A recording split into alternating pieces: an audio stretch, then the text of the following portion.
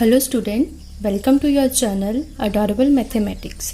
आज का हमारा टॉपिक है को प्राइम नंबर्स। इससे पहले हम लोग प्राइम नंबर्स के बारे में ऑलरेडी कर चुके हैं, वो आप लोग मेरी प्रीवियस वीडियोस में जाके देख सकते हो। आज हम करेंगे को प्राइम नंबर्स, दैट इज अभाज्य संख्याएं। देखो इनकी डेफिनेशन देखते हैं। Those numbers that have only one common factor namely 1। ऐसे नंबर्स, दो नंबर्स होंगे जिनको आप आपस में कंपेयर करोगे।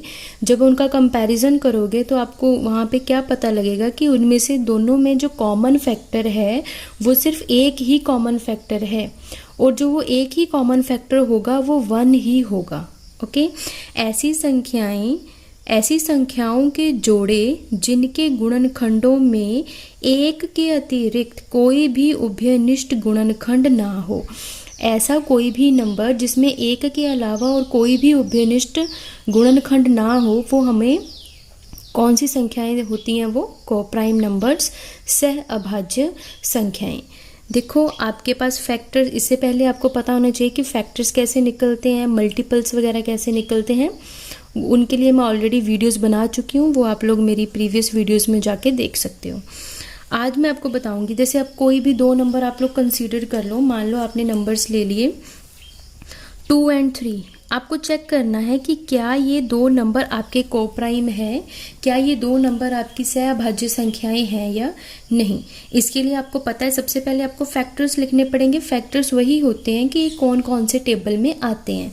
लाइक मान लो अगर आपने 2 लिया, 2 आपके पास एक तो 1 के टेबल में आता है, एक आता है आपका 2 के टेबल में, तो इसके दो ही फैक्टर्स हैं, दैट इज 1 और 2। इसी तरह आप 3 को चेक करो। 3 किस टेबल में आता है? 3 तो या तो 1 के टेबल में आता है या तो वो 3 के टेबल में आता है। अब देखो यहाँ पर अगर आप चेक करो कि यहाँ पर कॉमन कौन कौन से हैं, देखो यहाँ पर भी 1 है और यहाँ पर भी 1 है, और कोई भी नंबर ऐसा नहीं है जो इन दोनों में कॉमन है। इसका मतलब ये दोनों नंबर आपस में क्या हो गए आपके? ये आपके हो गए को प्राइम नंबर्स, जिनको आप बोलते हो सह अभाज्य संख्याएं। ओके, तो ऐसे ही अब आप कोई और नंबर्स ले लो। मान लो आपने 4 और 5 ले लिया। आपको चेक करना है कि क्या 4 और 5 आपके पास अभाज्य संख्याएं, सह अभाज्य संख्याएं हैं, क्या ये को प्राइम नंबर्स हैं? तो इसके लिए आप क्या करोगे? सबसे पहले 4 के फैक्टर्स लिखो, दैट इज 1, 2 और 4।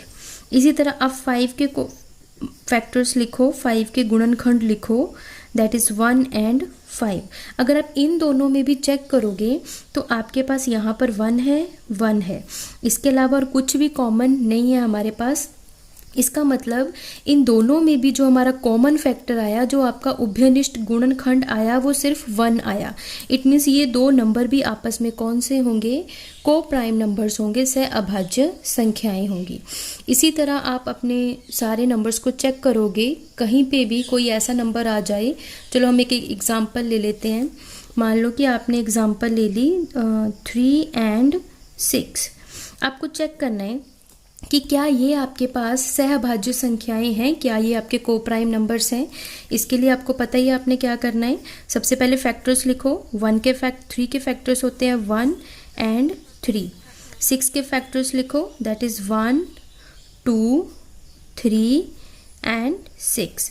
अब देखो यहाँ पर 1 कॉमन फैक्टर है, उभयनिष्ठ गुणनखंड है। इसके अलावा आपके पास आ गया 3। अब देखो यहाँ पर 1 के अलावा 3 भी आया है।